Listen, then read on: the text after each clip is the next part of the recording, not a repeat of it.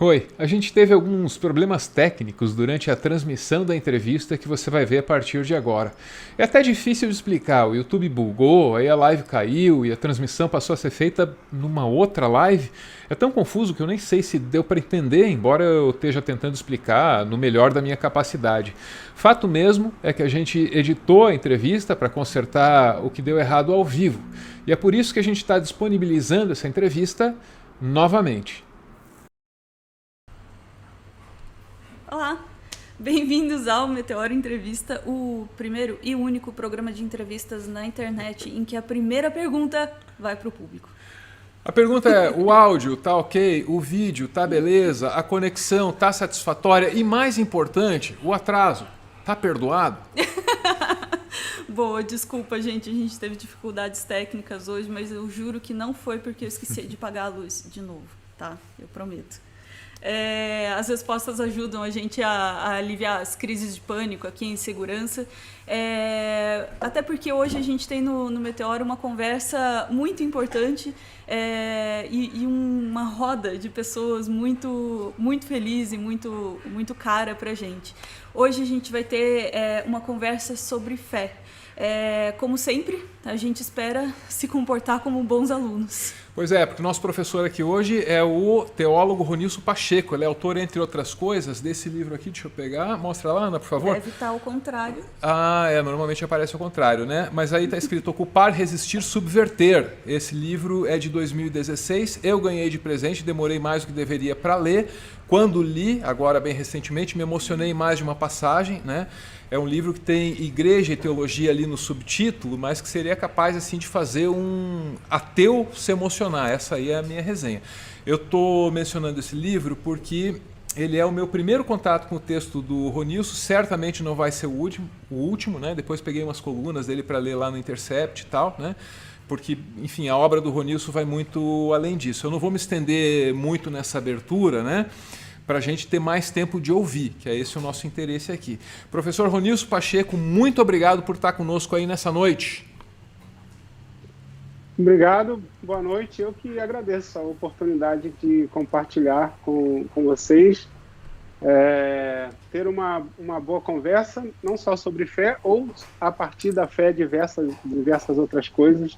E estou feliz pela lembrança e pelo convite. Espero que seja proveitoso, né? Certamente será. Para conversar com o professor Ronilson, nós também temos conosco o pastor e historiador André Guimarães. André, boa noite. Muito obrigado por estar conosco aqui. Boa noite a todos e todas, paz e bem. É uma alegria, né, hoje poder participar aí com a família, comunidade Meteoro Brasil. Depois de tanto assistir, hoje tendo a oportunidade de interagir e cooperar. Então, gratidão aí pelo convite. Bem-vindo, professor. É a primeira conversa de uma série, tenha certeza. Também está conosco a minha amiga Juliana Furiosa. Eu mencionei que eu demorei para ler o livro mais do que eu deveria. Quem me deu o livro foi a Ju. Obrigado, Ju. Oi, pessoal. É muito emocionante estar aqui com vocês. São 4 amores que estão aqui na minha frente. Boa noite para vocês. Boa noite a todos os meteoritos que estão acompanhando essa live, essa entrevista. Maravilha. Eu acho que a gente vai abrir com a Juliana. A Juliana faz aí a nossa primeira pergunta e aí a partir daí a gente vai rodando. As minhas mesmo eu já tenho planejadinhas aqui. Fala, Ronron. Ronron, olha só. Me explica uma coisa. Como que um menino tão de família, lá de São Gonçalo, Anchieta, né? Não, de Anchieta, né? São Gonçalo. Lá de São Gonçalo, como que um menino de boa família vira um subversivo assim? O que você leu, quem que você ouviu até aqui para chegar a todas essas inconclusões que você tem chegado e mostrado pra gente?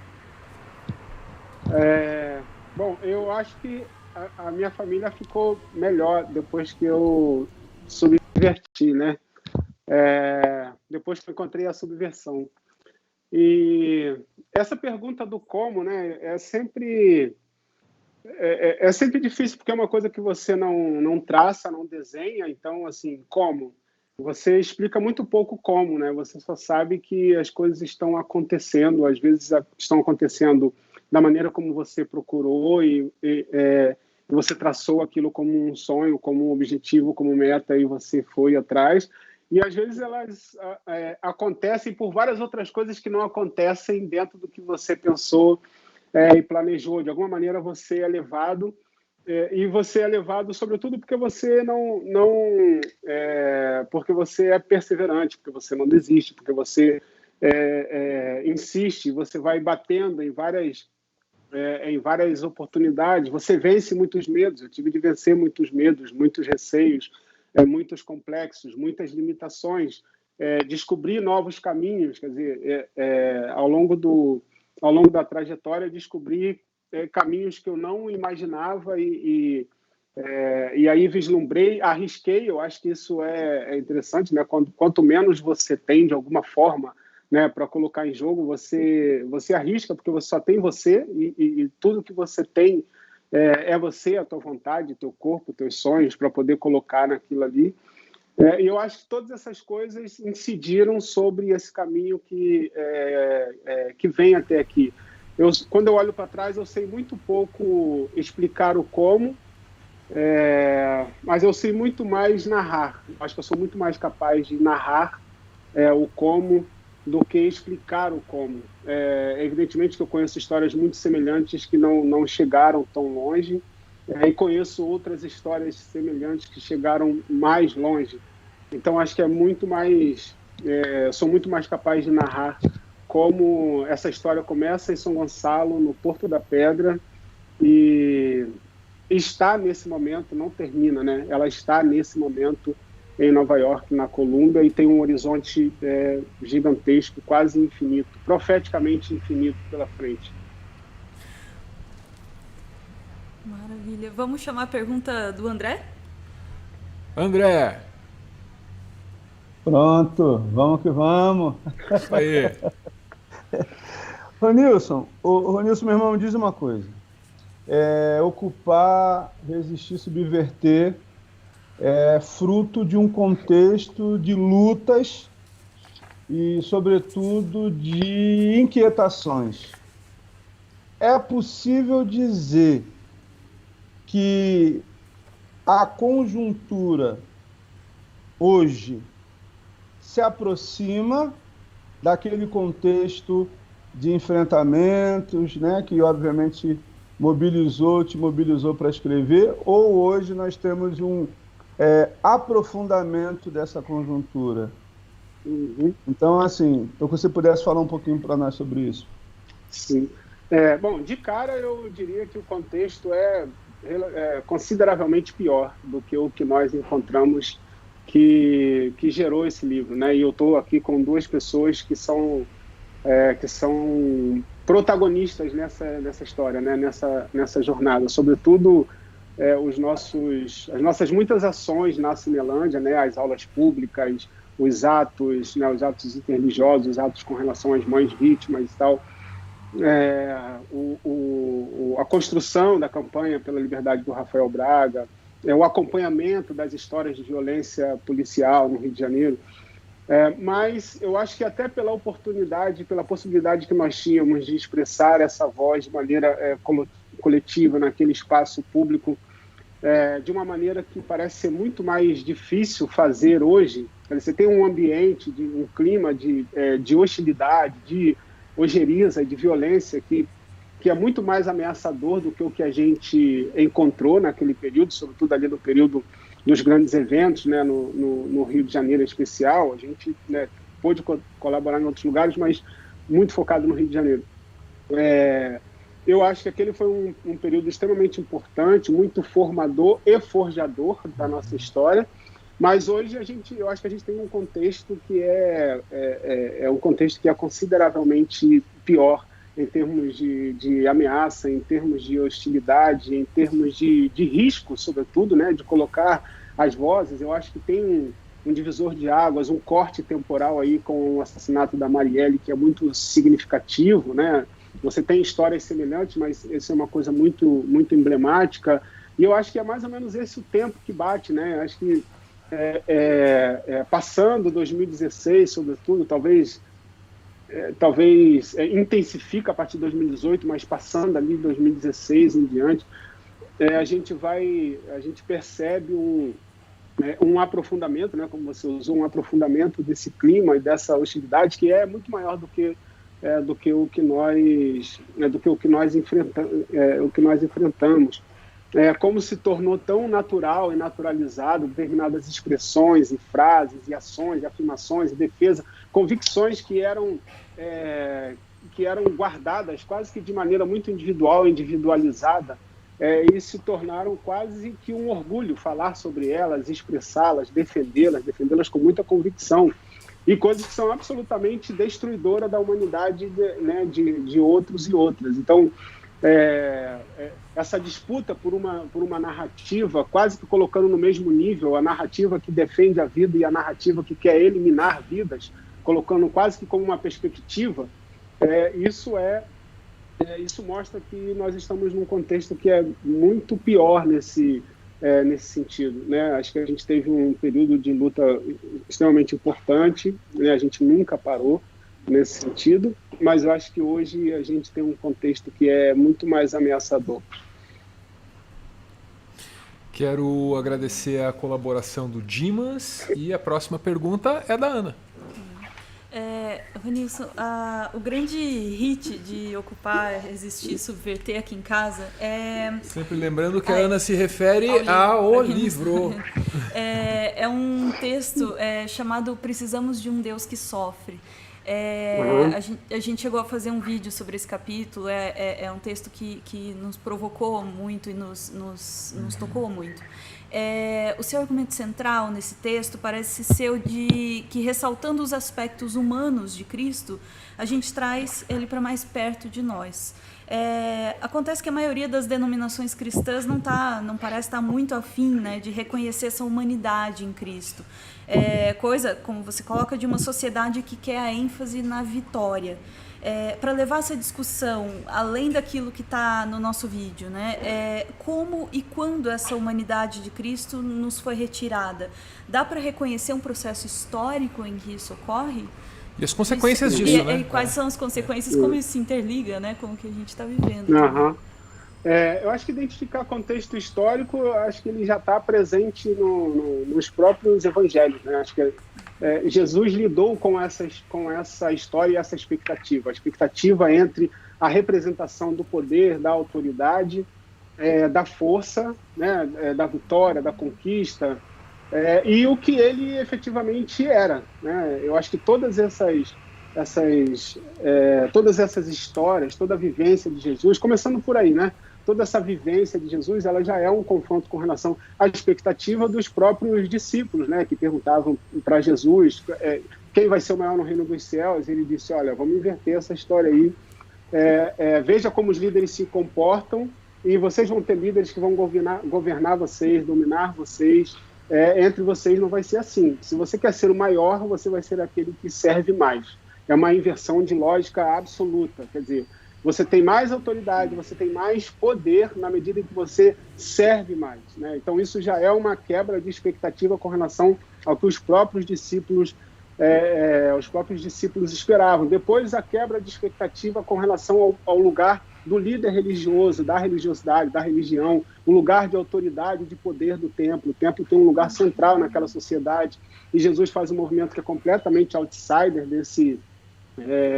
outsider é uma palavra que se tornou até arriscada agora, né? Mas um movimento que é completamente distinto, né, do que é o templo, né? Eu sempre chamo atenção para isso. Quando você para pensar qualquer grande história de Jesus, você não tem nenhuma que é dentro do templo, né? Pelo menos claro que tem histórias, mas as grandes histórias de Jesus são na rua, acontecem na rua, né? No monte, na beira do rio, na estrada.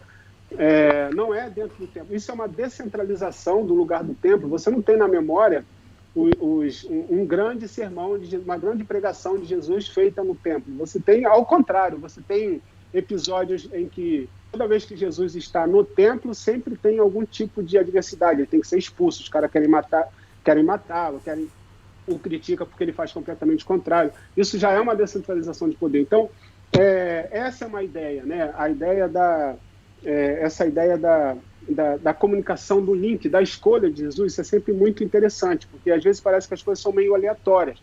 Parece que Deus jogou o dado, vamos ver como é que vai ser, e por acaso aconteceu que Jesus nasce pobre, é um cara frágil, vulnerável, dentro de uma estrutura.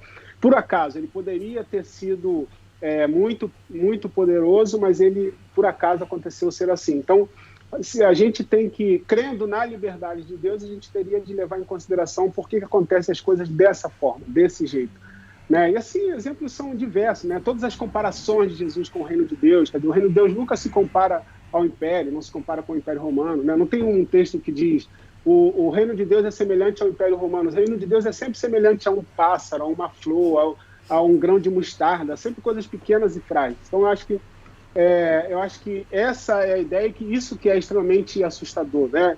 É inconciliável essa perseguição do poder, do controle, da autoridade, da imposição, com relação ao que é a própria história de Jesus, né? Eu gosto muito de trabalhar com essa categoria da kenosis, para quem é fora da teologia, né? A kenosis é um conceito grego que, numa tradução assim, básica, aí tem muitas discussões, mas numa tradução básica que fala do esvaziamento de Deus, né? Esse movimento da encarnação, né? Deus se esvazia da sua autoridade, do seu poder, se encarna, vive na humanidade, e isso é chamado de kenosis, quer dizer esvaziamento. Então, o que você pode pensar a partir da ideia de kenosis? Que é impossível você promover a humanidade sem você deslocar o poder. Sem a descentralização do poder, é quase que impossível você promover a humanidade. Quer dizer, Deus faz esse movimento de descentralização do poder, de destruição desse lugar de poder, para experimentar esse lugar de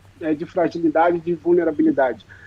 E é nessa fragilidade e vulnerabilidade que Jesus se conecta com a comunidade dos vulneráveis, né, dos fragilizados.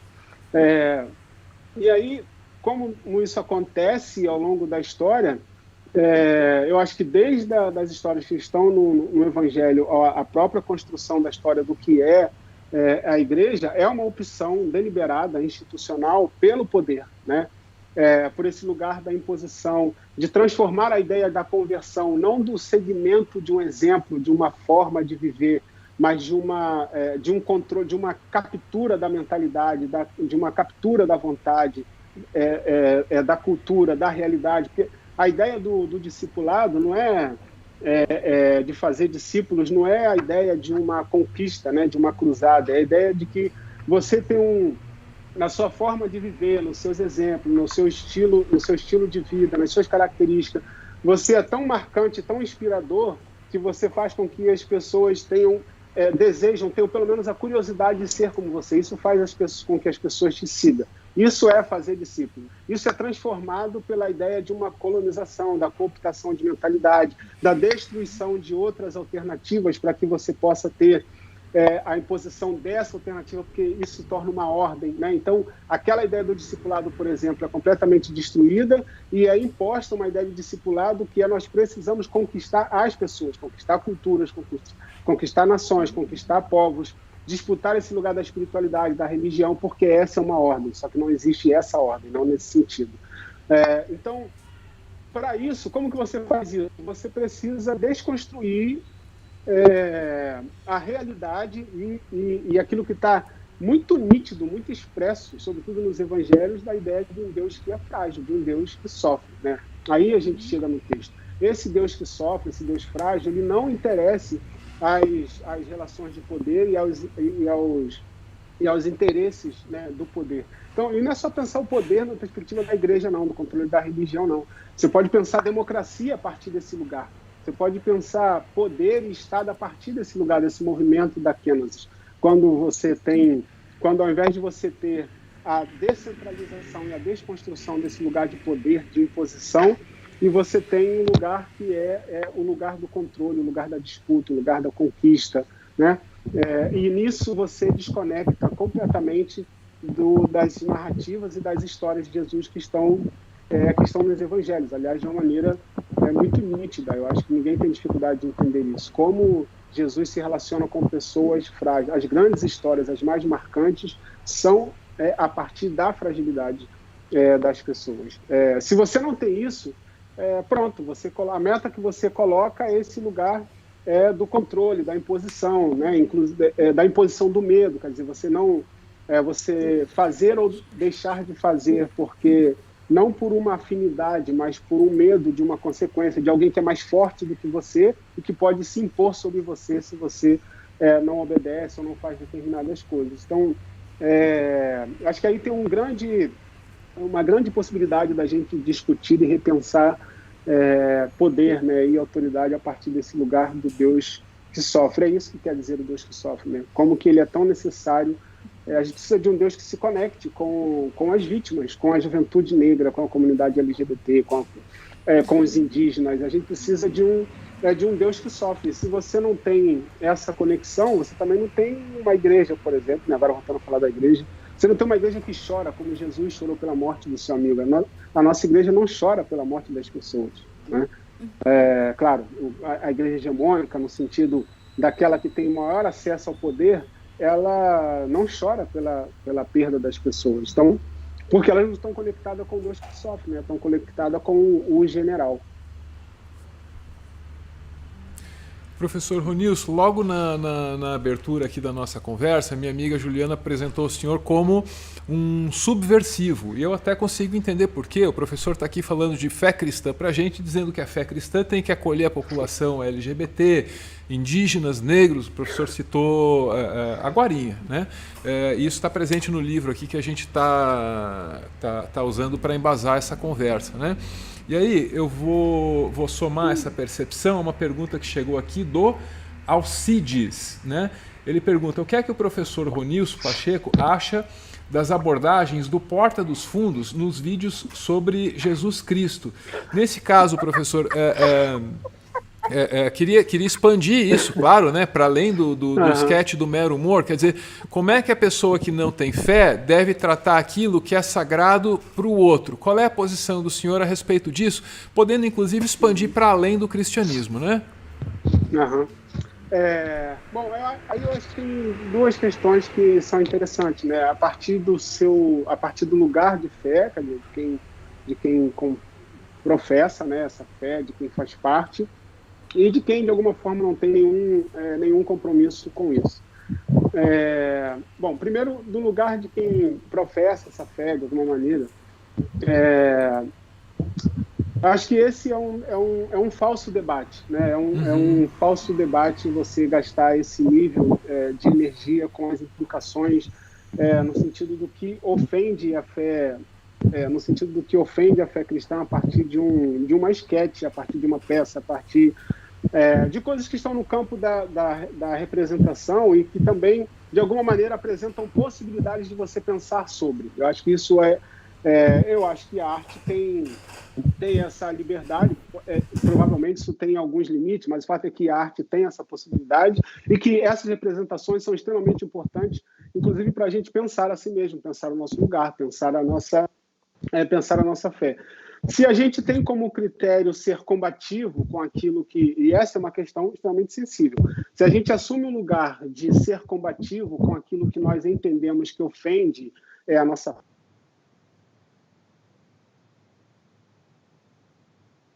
o menor dos nossos problemas seria a Porta dos Fundos em dezembro, porque nós passamos de janeiro a dezembro com uma enxurrada de maus exemplos, de maus comportamentos, de péssimas afirmações,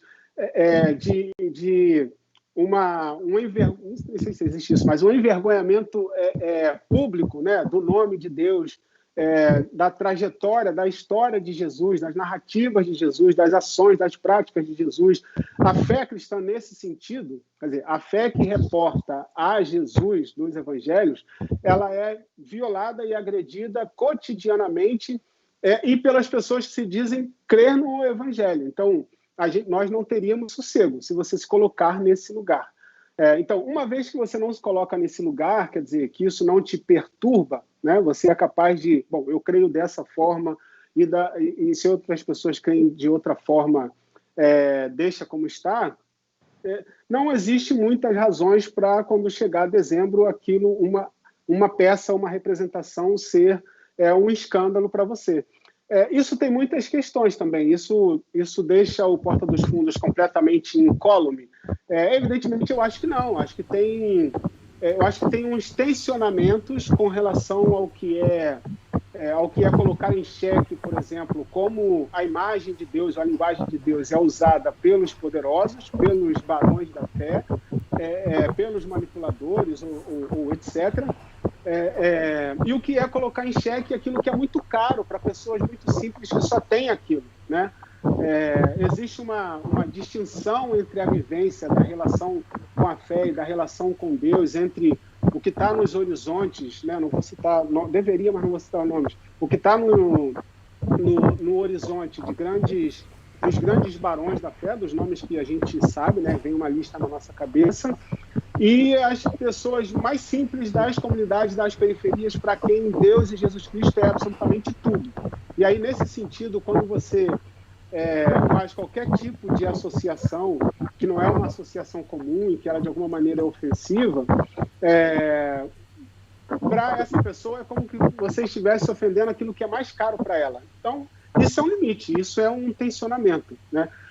Mas existe um debate no sentido de você politizar isso a partir da esquete, a partir da apresentação, a partir dessa possibilidade que está no campo da arte, que não é, e a gente sabe que grande parte dessas tensões, ela não tem preocupação com a genuína fé, né, da memória de Jesus. Ela não tem essa intenção. Ela está dentro de um debate político de disputa de poder, de interesses, né, do se sentir aviltado, violado na sua autoridade, no seu poder. Então, é um pouco o uso, a manipulação a partir desse debate.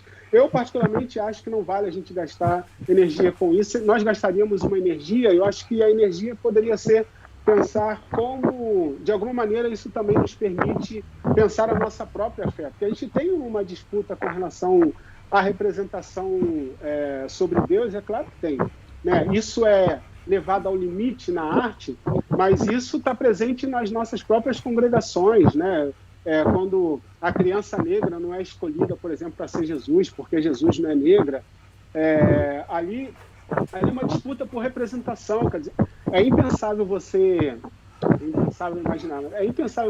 imaginar, você tem muito nítida a imagem do Deus encarnado. Quem é o Deus encarnado? Jesus Cristo. E aí ele está em todas as categorias que você já tem de uma maneira garantida, né?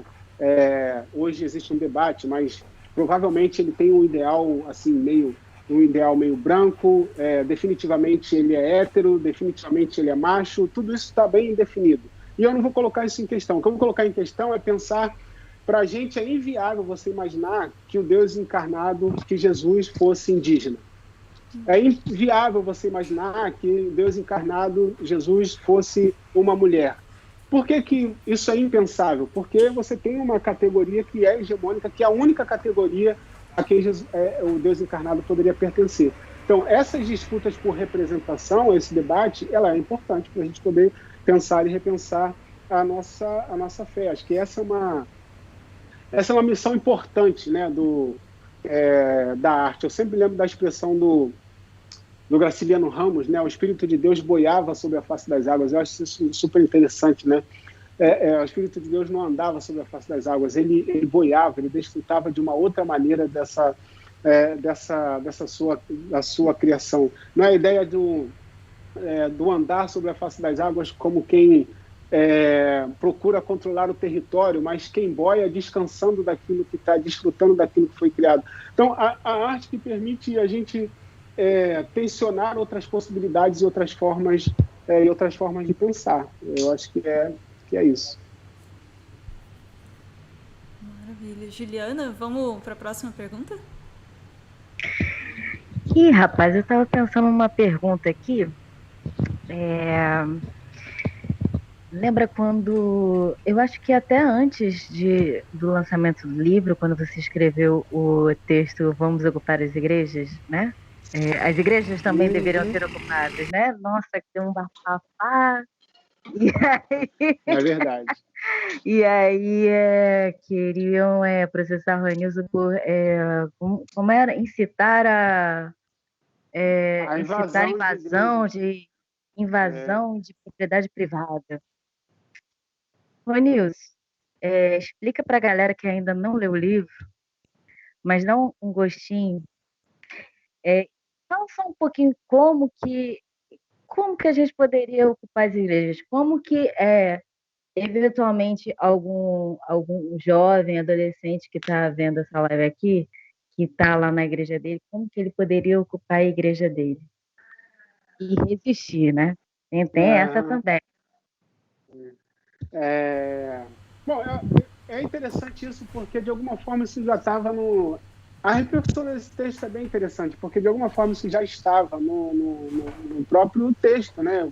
Como que era a forma, primeiro a comparação com a relação do movimento, das escolas e a relação de protagonismo, né, da juventude. Acho que o texto tinha um pouco disso, né, de colocar a juventude nesse protagonismo, né, de ocupar o lugar e fazê-lo de alguma maneira mais produtivo, mais criativo.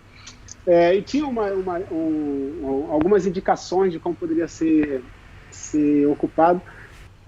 A gente tem diversas experiências assim, mas uma provocação no sentido de igrejas, grandes igrejas que gastam grande parte do seu tempo com grandes congressos gigantescos de tantos dias e não conecta a sua juventude com um contexto real do seu lugar, do seu estado, da sua cidade. Quer dizer, você consegue agregar milhares de jovens sem debater, sem colocar esses jovens em conexão com a realidade do extermínio da juventude negra, por exemplo, do encarceramento em massa, da violência, do direito à cidade, das dificuldades de trânsito pela cidade, a situação de moradores em situação de rua, enfim, como do abuso de autoridade, como diversas questões que tocam a cidade, que atravessam a juventude em grande parte, né, debater, por exemplo, os efeitos da política de drogas, como que isso que tem impacto sobre a juventude está completamente à parte, alheio dos encontros que reúnem a juventude. Então, o ocupar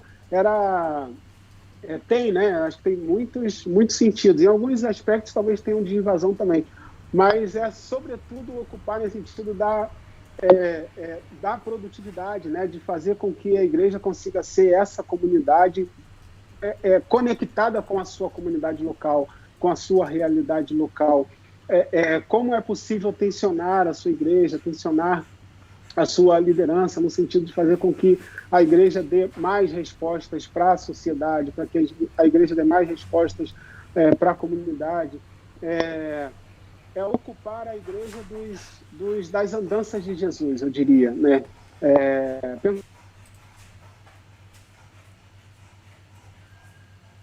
Conecta com as pessoas nas ruas, levar um pouco da rua, da realidade local para a igreja. Acho que é inundar e ocupar a igreja da vivência das ruas, da vivência da comunidade local, da vivência das pessoas, né, e das ansiedades e necessidades das pessoas no mundo real. E era tão somente isso, ocupar. A próxima pergunta vai para o André. Eu pediria só para o pessoal no chat avisar a gente como é que está a conexão. Parece que houve alguma instabilidade, né? Então, por favor, informem a gente aí do desempenho da conexão para a gente ver o que a gente faz na nossa ponta aqui. Por enquanto a gente vai continuando, né? Na esperança de que o pessoal esteja conseguindo ver a gente aí. Teoricamente eu estou transmitindo aqui. Só um segundinho. Gente, perdão. Vamos para o André?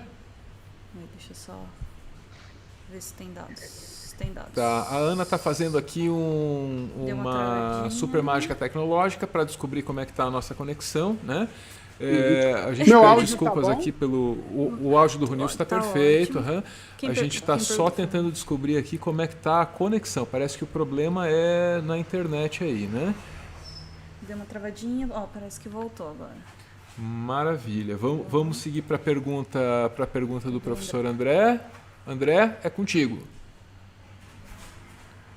Bom, Nilson, eu acho muito potente o ocupar,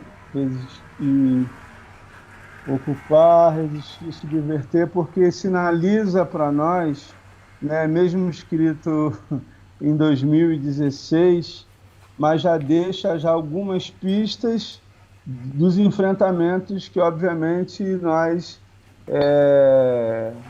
encontraríamos, né? Ou seja, os enfrentamentos que estão postos diante de nós.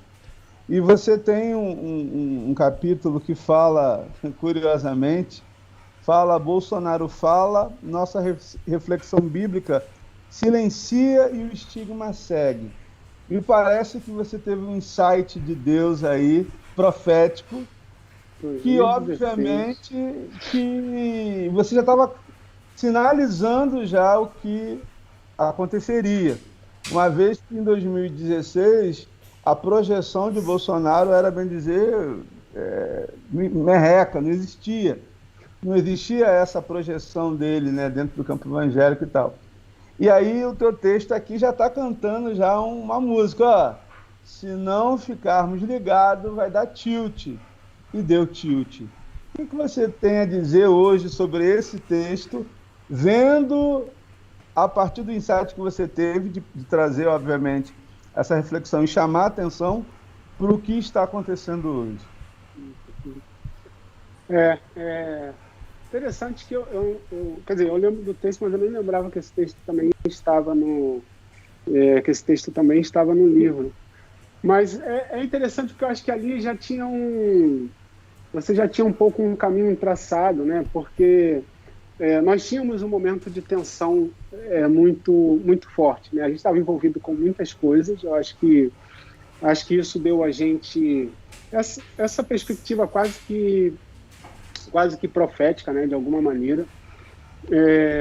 Acho que a gente estava envolvido com muitos eventos no Rio de Janeiro, dentro do contexto dos grandes eventos, mas acho que as coisas acontecendo simultaneamente, né, com relação ao direito à cidade, com relação à violência policial, com relação à ocupação, né, a ocupação da Maré, a ocupação do Alemão, e o acirramento no debate, na discussão política, e você tinha uma certa massa cinzenta, assim, de uma certa, por um lado, uma certa indiferença, por outro lado, uma certa neutralidade que acaba sendo cooptada por um lado e a gente sempre sabe qual.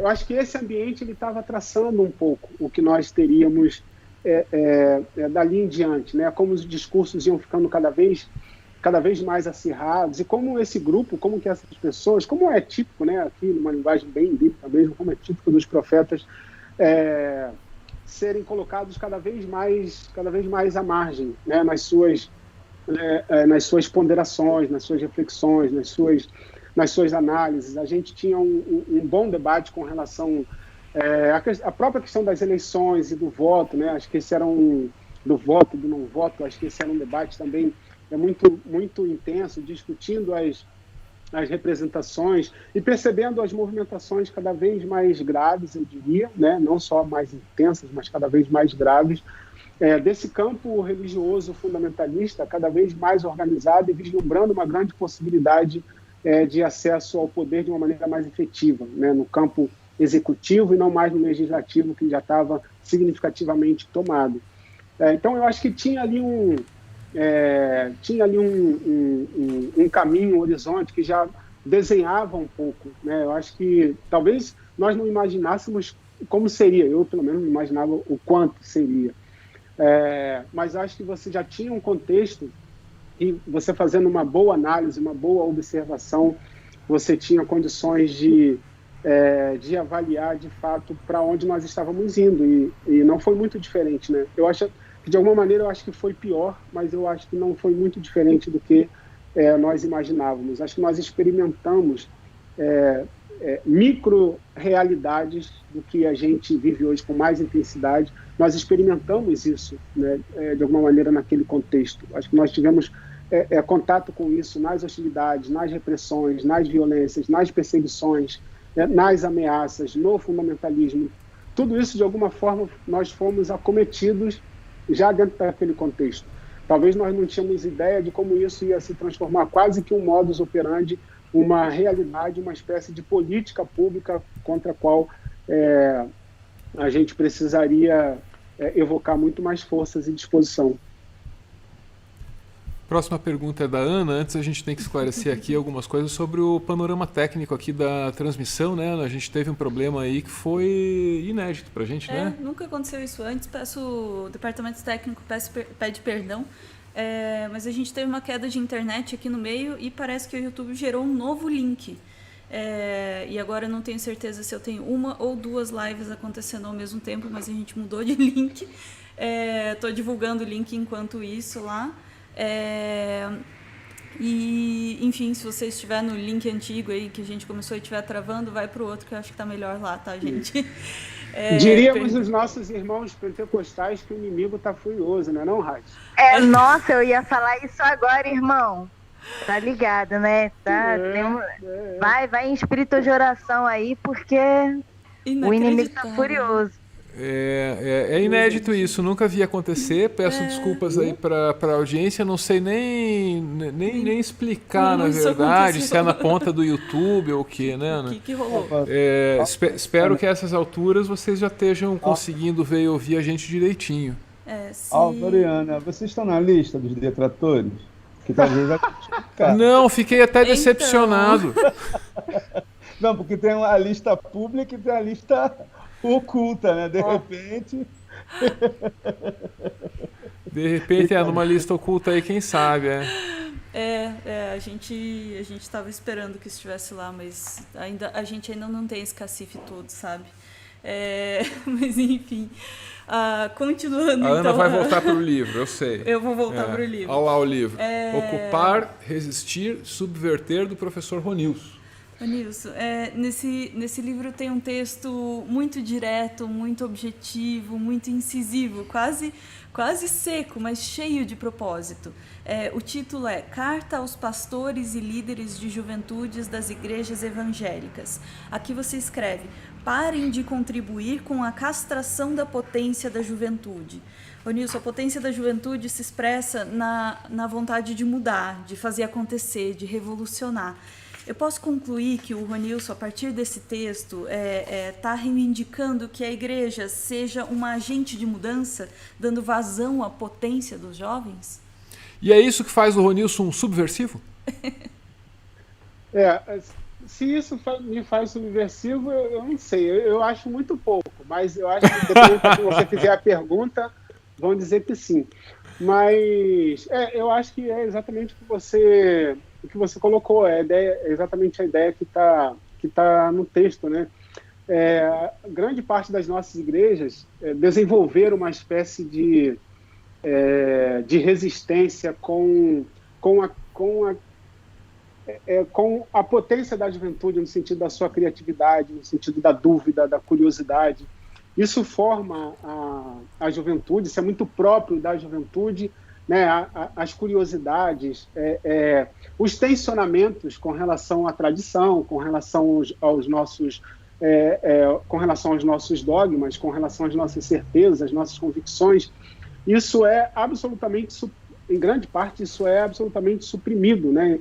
Na maioria das nossas igrejas. A juventude é uma ameaça nesse sentido, né? É preciso controlar a juventude porque ela é uma ameaça quando ela começa a perguntar demais, quando ela começa a fazer comparações, quando ela começa a comparar a partir de outras leituras, de outras perspectivas, de ouvir outras experiências e outras pessoas e outras realidades e outras, aqui, né, sendo mais objetivo, outras espiritualidades, talvez. Só que, ao mesmo tempo, é isso que dá a injeção de ânimo, né?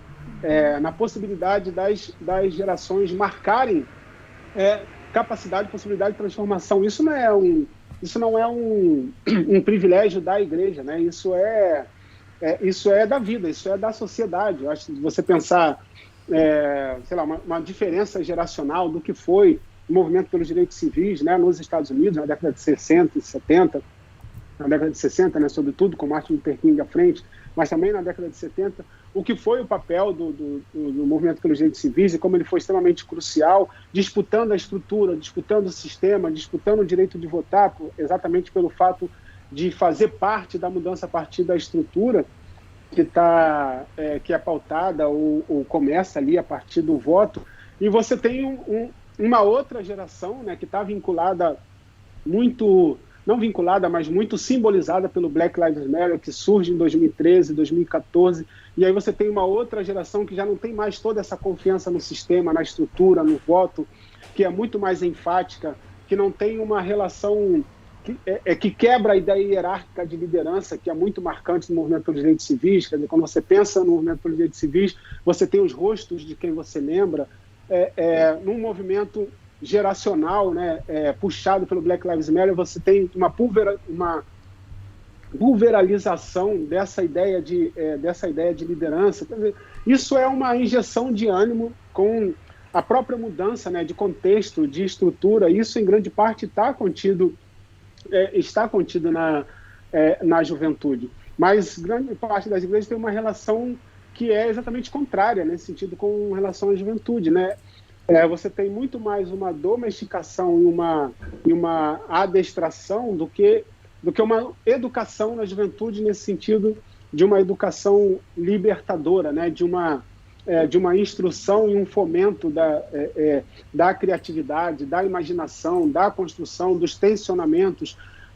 Como que isso pode fazer, inclusive, com que uma igreja, uma comunidade seja renovada nas suas ideias, seja mais humana, mais próxima do seu contexto, mais antenada com o seu contexto, não apenas antenada de ocupar redes sociais, mas antenada no sentido de ser sensível às dores do seu tempo, do seu contexto, e de pensar outras alternativas, outros personagens, outros agentes, outros grupos sociais que não existiam, que são invisibilizados por essa comunidade, mas que de alguma maneira a juventude é atravessada por elas, pela circulação, pelos estudos, pela leitura, pela educação e etc.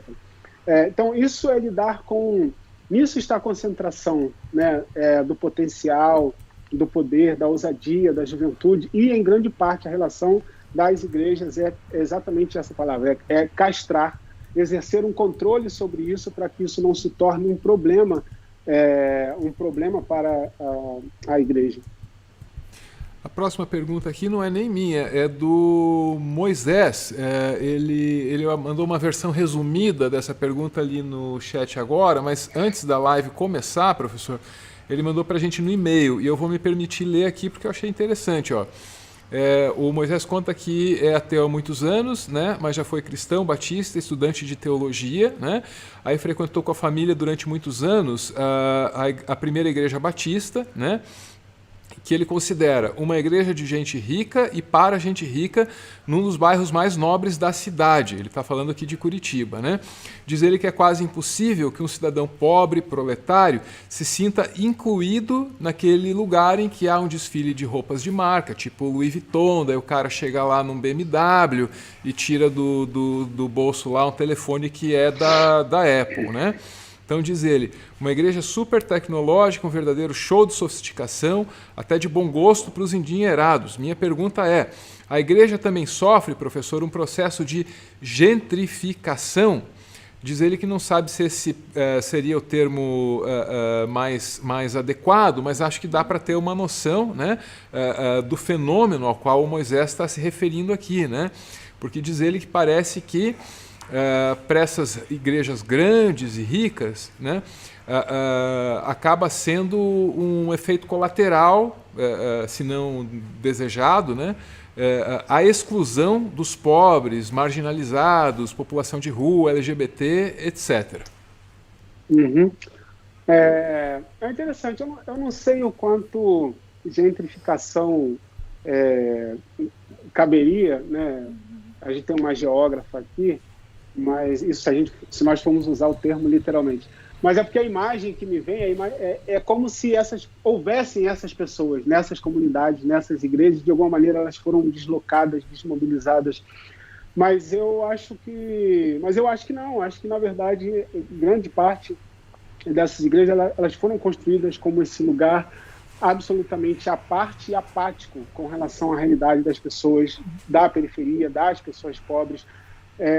Ela funciona dentro daquela estrutura que é muito interessante, pensada pela Lélia Gonzalez, né, quando ela fala das comparações da questão racial nos Estados Unidos, da questão racial no Brasil, e ela fala que o Brasil não precisou de uma segregação porque nós funcionamos com uma estratificação racial. Então, se você tem uma estratificação racial, você não precisa da segregação espacial, porque você é capaz de estar relativamente nos mesmos espaços, nos mesmos territórios, nos mesmos lugares, mas como uma estratificação, uma desigualdade que é absolutamente naturalizada e bem resolvida, porque ela é pensada de uma forma racialmente estratificada.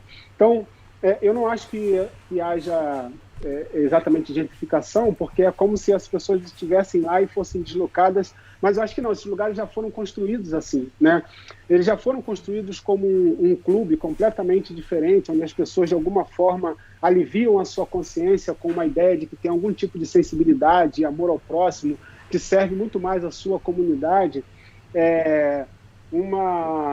que desenvolve uma espécie de catarse, né, a cada fim de ano, com as suas cestas, com seus trabalhos sociais, com as suas doações, esse lugar que é absolutamente apático e distante de grande parte da realidade periférica e pobre brasileira, que contribui para a desigualdade, inclusive, né, que não é um agente de quebra na estrutura da desigualdade, mas que é um fomentador desse lugar da desigualdade. E a maioria delas se tornaram isso, e não é muito difícil de entender, né, como aqui é como a questão racial, como a questão econômica, como a questão geográfica atravessa as nossas relações também religiosas, né, ou as nossas leituras religiosas. Tem um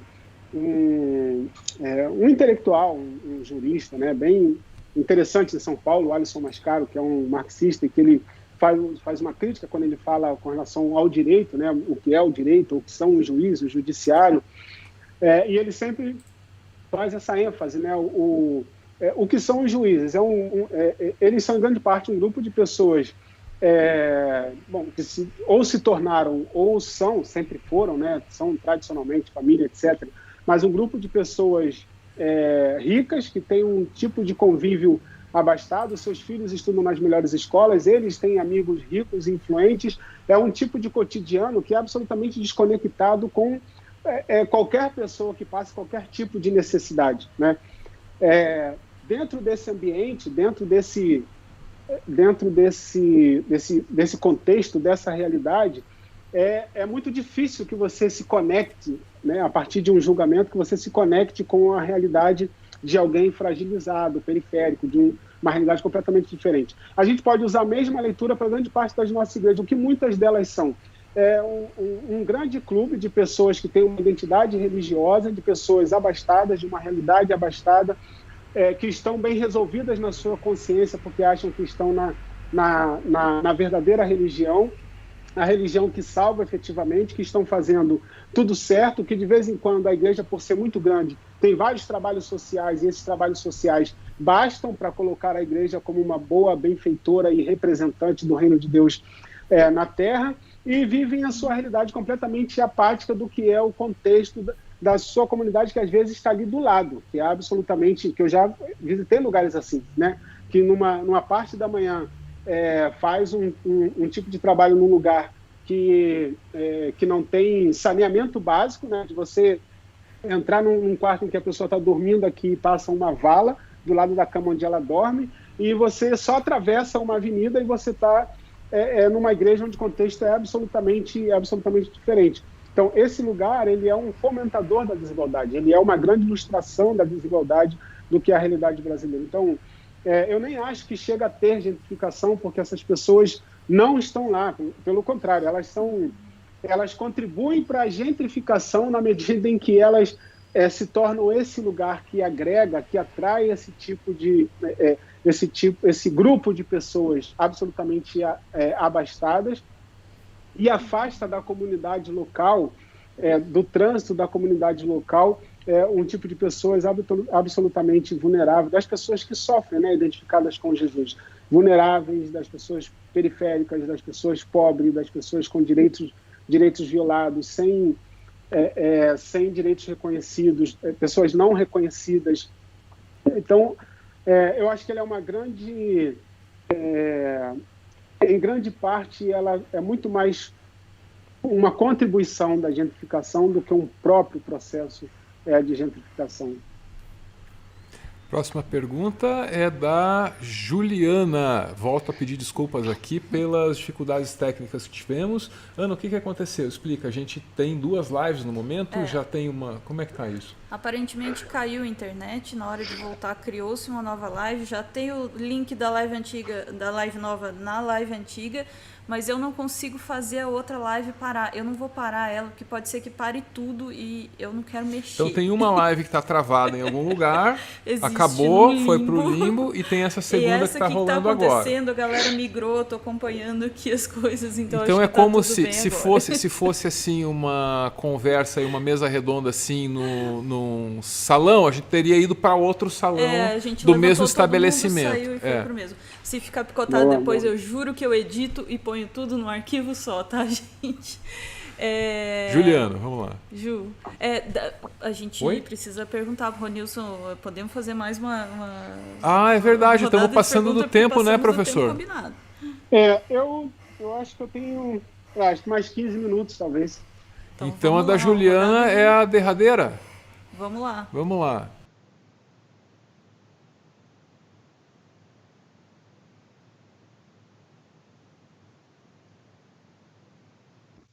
Oi, pronto.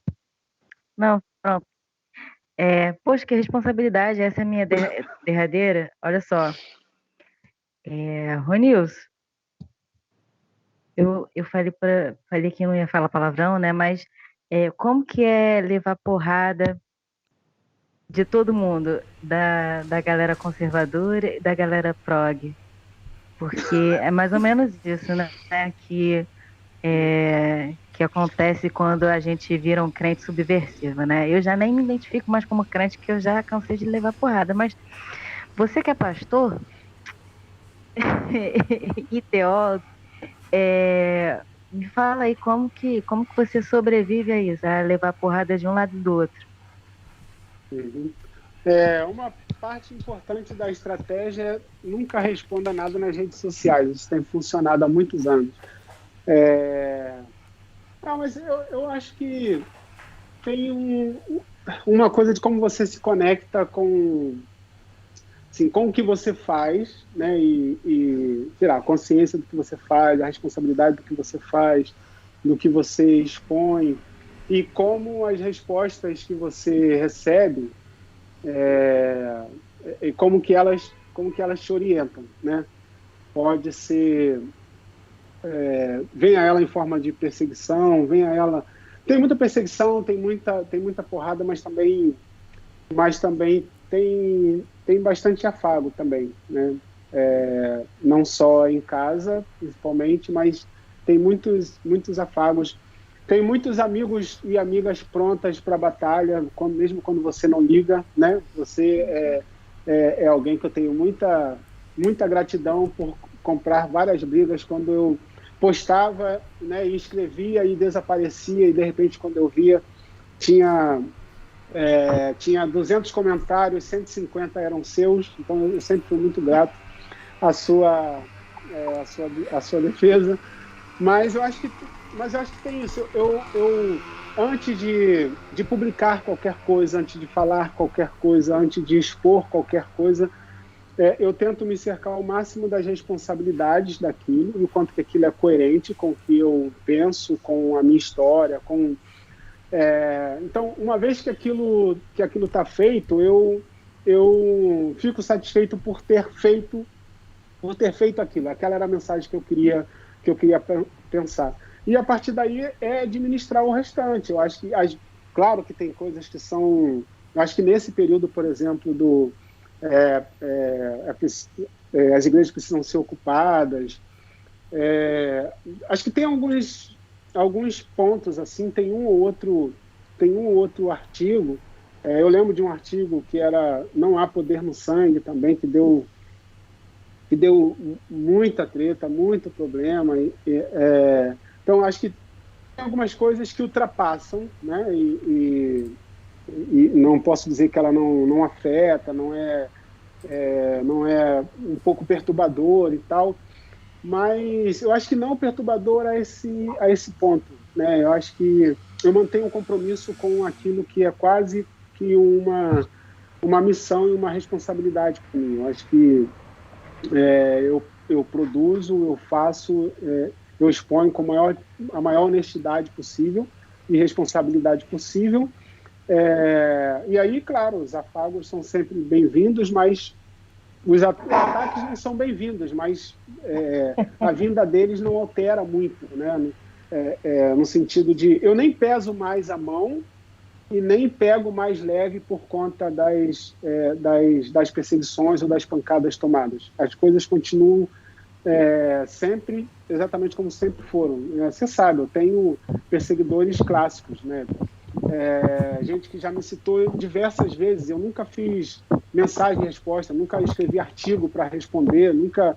Tem gente que escreve comentários em textos meus que é quase um texto maior do que o texto que eu escrevi. Eu nunca gastei esse tipo de energia, porque tento manter o foco no compromisso com aquilo que eu estabeleci, né? Quando as coisas são publicadas, são postas, eu acho que ela tem muito dessa minha responsabilidade.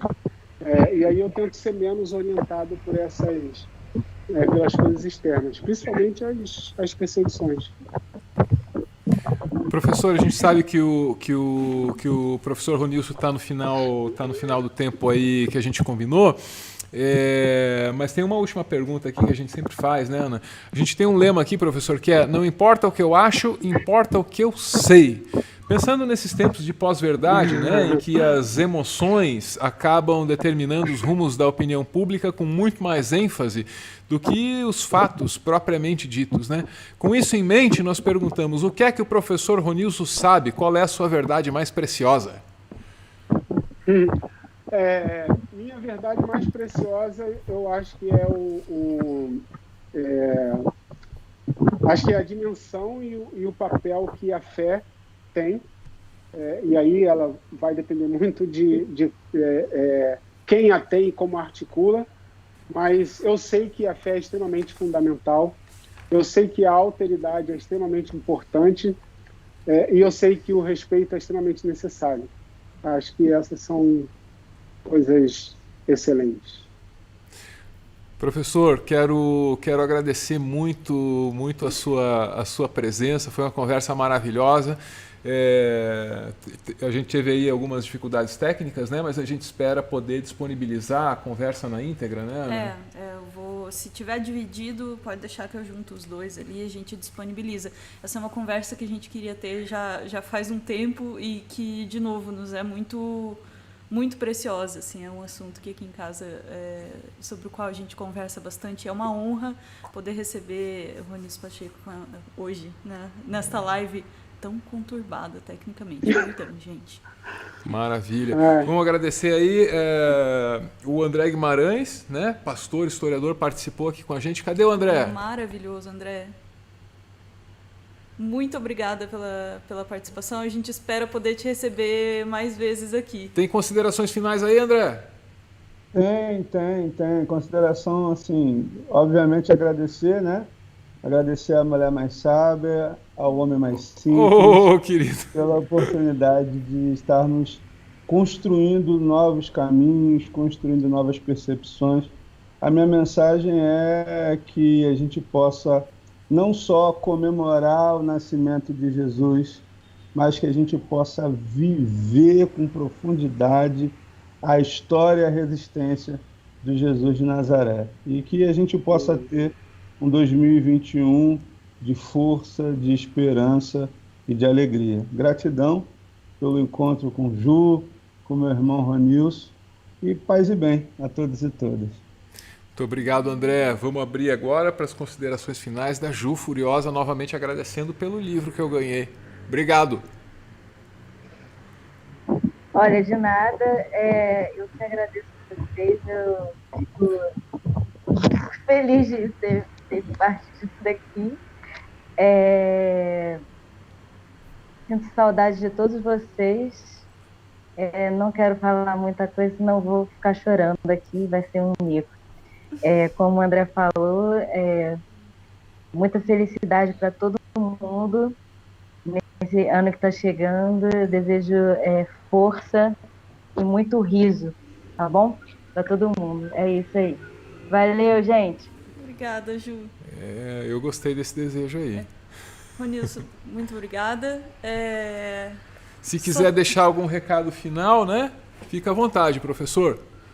Não, só agradecer, muito obrigado pela conversa. Bom, eu não vi os problemas técnicos, então para mim foi uma conversa que fluiu tranquilamente, muito boa. Eu pego o finalzinho da despedida da Ju, né? Como que a alegria tem potencial quando ela vai em 2021. E eu concordo com as palavras de Paulo, né? Sobre uma missão do Reino de Deus. O Reino de Deus é justiça, paz e alegria no Espírito Santo. Então, acho que é isso. Justiça, sem justiça, a paz é inviável e não tem como a gente desfrutar desses momentos sem alegria. A alegria é extremamente potente. Então, é isso. Obrigado pelo carinho de vocês aí. Maravilha, esse foi o professor Ronilson Pacheco, autor de, vou mostrar aqui pela última vez, olha lá, ó, Ocupar, Resistir, Subverter, que para você está aparecendo invertido, lamento por isso. É um livro assim com vários textos, vários ensaios, né? Alguns deles muito emocionantes. Tem um vídeo do Meteoro sobre um dos capítulos do professor Ronilson, chama Precisamos de um Deus que Sofre. O título é provocativo, talvez difícil de entender assim ao primeiro contato, mas tem uma razão de ser para isso. É um texto muito bonito, né? A gente espera ter feito jus com o vídeo que está lá, assim, porque a gente ficou muito emocionado com a leitura e aí foi direto fazer o nosso conteúdo lá também. A gente agradece quem ficou com a gente até aqui, teve paciência aí para aturar um ou outro problema técnico, e aí a gente sempre termina dizendo assim, todo mundo pergunta, a gente sempre informa que a live fica disponível logo que acaba. Hoje é um pouquinho diferente, Ana? Hoje talvez seja um pouco diferente. A primeira coisa que eu vou fazer é verificar se a live ficou realmente dividida em 2 pedaços. Se ficou, eu junto, a gente põe num vídeo novo ali para a galera poder acompanhar inteiro. Agradeço muito a paciência de vocês e, de qualquer forma, fico muito feliz que esse encontro tenha acontecido, porque, de novo, é um assunto sobre o qual a gente precisa falar, né? E, enfim, sobre o que a gente precisa conversar. E acho que o final da Ju realmente tocou no ponto sensível, assim. Falar no sentido de construir algo melhor e de sentir algo melhor também, né? Alegria é a melhor mensagem, Ju, que você podia ter trazido pra gente hoje. Obrigada, Ju. Obrigada, Ronilson. Obrigada, André. E, enfim, obrigado para todo mundo que estava assistindo. Beijo. Beijo. Até a próxima.